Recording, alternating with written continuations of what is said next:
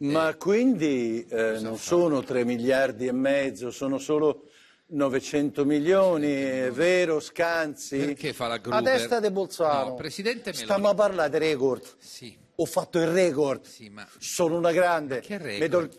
Mi do il 5 da sola. Non ci riesce. Buonasera, Un Presidente botto, Meloni. un botto. Ma quale botto? Ancora si sente l'eco, lo senti l'eco? Ma non sentiamo niente. Ma è proprio vero che si sente questo eco. Severnini. Mi piace fare la Gruber. Severnini. Lasci stare, a destra del ghiaccio. Lasci stare. Dei soldi alla sanità. Una pioggia, un diluvio, un Niagara. Ma quando? No, dico 3 miliardi. 3 pipi. Sì, ecco, 3 miliardi, ma saranno subito disponibili perché... No, dico, sti 3 miliardi, ma...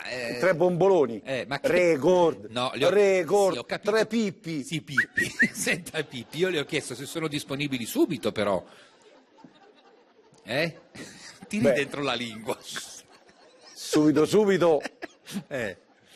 Lei dice sull'unghie. Sì, lei dice 3 miliardi e mezzo il botto, allora, ma... intanto è che abbiamo un limite del prelievo del banco, ma cosa c'entra? Poi sai pure a trovare le sporte per portarli, no. E diciamo che per adesso sono milioni. Che ha detto? Cosa? Non si è capito? No, non si è capito. Quanto date alla sanità? Che ha detto lo Ieti della Sette? No, allora, per favore, ha detto 900 milioni. Mica Bruscolini. Ho capito, però il resto?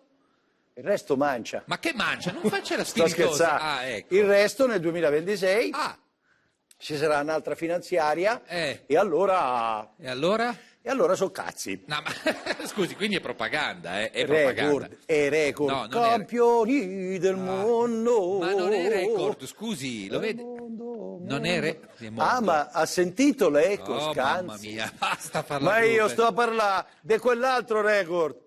Quale? Scusi. Spartiti tutti i migranti, spariti tutti i migranti dall'Italia, record. No. 2. No, scusi. Allora, sono stati portati in Albania solo 11 persone, tra l'altro sono costate 18.000 euro a testa.